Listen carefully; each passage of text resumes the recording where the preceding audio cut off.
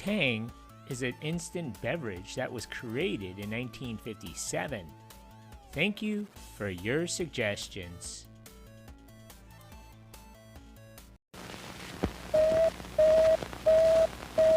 With the success of the recent Apollo space flights, man has been brought another step closer to the moon. Aboard these manned Apollo flights, 3 astronauts, and with them, Tang. Tang, the energy breakfast drink with rich natural flavor and more vitamin C than orange juice.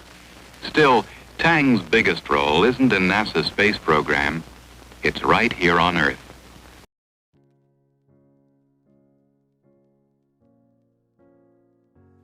In 1941, William Mitchell went to work for General Foods.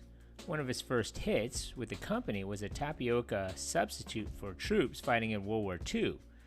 Tapioca comes from cassava, and with cassava, pretty hard to ship, and what with the whole global war thing, soldiers weren't able to get tapioca, which apparently was something that bothered people in the days before Doritos. Mitchell's tapioca substitute, a combination of gelatin and various starches, was known as Mitchell's mud on the front lines, and apparently was way more complicated to synthesize than you'd imagine. After the war, beginning in 1956, Mitchell was attempting to create an instant carbonated drink by mixing sugar and water with pressurized carbon dioxide, where he encountered an unexpected result. The end product, a series of small sugary crystals, retained the carbon dioxide and would snap, pop, and fizzle when exposed to water. He soon created what is now called Pop Rocks. In 1957, he created a fine powder. This powder, whose dry weight was 94% sugar, could be mixed with water to create a bright orange sweet liquid. They called it Tang, perhaps because its orange citrusy and tangy taste? It was first marketed in 1959 by General Foods Corporation. The instant powdered orange flavored drink was considered revolutionary at the time, providing a flavorful and nutritious beverage that was portable, easy to prepare, and did not require refrigeration. The vitamin-fortified drink was first marketed as a healthy alternative to soda pop. Tang debuted as a vitamin C-packed breakfast drink. Its selling point was that the powdered mix was shelf-stable, and it was promoted as a healthier and more convenient alternative to fresh orange juice. And while it certainly may be more convenient than juicing oranges to order every morning, the first 2 items of Tang's ingredient list are sugar and fructose. One of the powdered beverage's biggest selling point was its high nutritional value, given that it was chock full of vitamin C. Of course, Tang isn't just packed with vitamins, it's also loaded with sugar. As the nutrition label shows, the first ingredient Tang lists is sugar, while the second is fructose, which for the uninformed is simply another form of sugar. Sales of Tang were sluggish at first. The correlation between Tang and space exploration really has more to do with NASA making Tang a household name than anything else. It was first used for John Glenn's Mercury flight in February of 1962, 5 years after its invention. General Foods, Tang's original parent company, had contracts with the military for producing rations and other food items such as instant coffee. It was also brought in space because, as a powder, though a liquid version did also exist, it could be easily added to the water previously on board without adding much, if any, weight to the spacecraft. Astronauts also needed something that provided calories but didn't take up too much room in a carefully packed rocket ship. After being chosen by NASA to be the drink of the astronauts, Tang flew on several flights in the 1960s. It quickly became a hit across America. In the early days of the U.S. space program in the 1960s, Tang was chosen as the orange beverage for astronauts to enjoy in space. John Glenn sipped an orange beverage from a pouch during a 1962 Mercury mission. Suddenly, this slow-selling drink powder became the space-age treat that kids begged their moms to buy. Capitalizing on that, footage of space explorers starting appearing in Tang commercials, such as the 1966 spot that proclaimed Tang, chosen for the Gemini astronauts.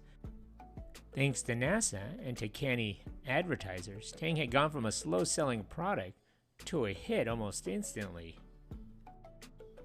General Foods' advertising strategy shifted to capitalize on the popularity of all things outer space. and Tang henceforth became marketed as a astronaut's drink of choice. It soon became a drink of choice for children, hoping to emulate the feats of the astronauts.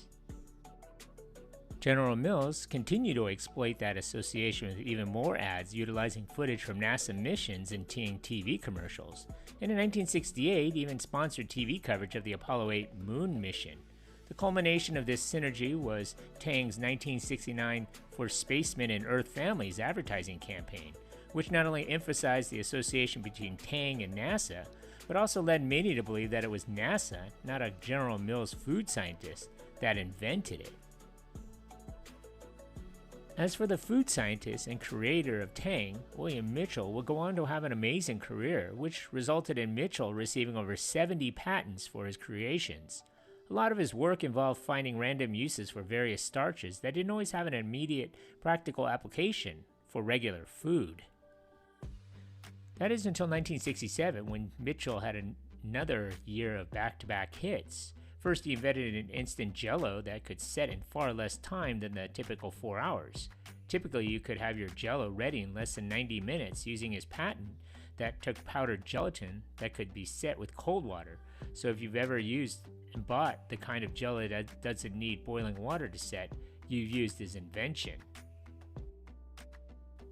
And what better compliment to go with your jello than with Cool Whip? Mitchell mixed together 12 different ingredients to create Cool Whip to add to his list of edible inventions. Cool Whip was the first non-dairy whipped cream and was a quick success, finding its way into an assortment of American desserts.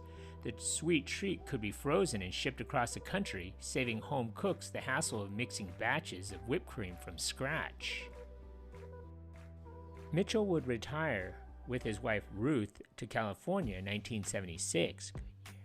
After a career that granted him over 70 patents before passing away at the age of 92 in 2004. Tang's popularity diminished in the 1980s and 1990s, along with America's excitement over the space program. Over the decades since Tang's first hit supermarket shelves, American consumer preferences have changed considerably. Tang doesn't really fit into the healthy and natural foods trends that are so popular in contemporary American culture. CNN in 2021 noted that the drink has become something of a space-age relic in the US. Tang can be found in about 35 different countries, and it's particularly popular in Argentina, Brazil, Mexico, Saudi Arabia, and the Philippines. Meanwhile, as Fortune reported back in 2011, the United States, Tang's birthplace, didn't even make it to the top 5 most popular Tang markets. Despite having fallen out of favor with North American consumers, Tang remains a powerhouse in other parts of the world. According to a 2011 report from Fortune, international sales of Tang, which was then owned by Kraft, had doubled since 2006, with sales at that point exceeding $1 billion a year. The brand's sales remained strong in 2016, amounting to $900 million.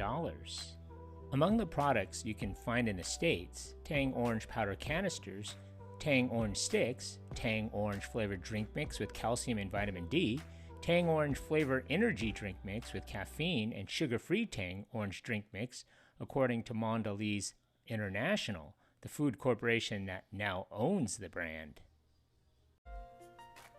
So what do you remember about this iconic soft drink? Leave a comment below and hit that like button. And don't forget to subscribe to Eric C. Productions.